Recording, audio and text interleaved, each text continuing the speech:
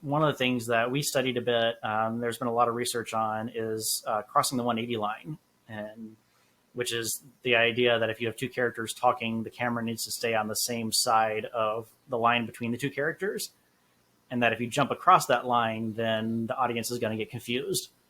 And what we found and what other researchers have found is that that is really tied to the physical geometry of the environment. And if you keep the camera on the same side of that line, the audience is seeing the same background objects from shot to shot, so they can orient themselves as the camera jumps from shot to shot. But if you cross the line in such a way that you're still showing some of the same prominent background objects, it doesn't bother the audience at all. And I remember using that in grad school on one of my short films I made.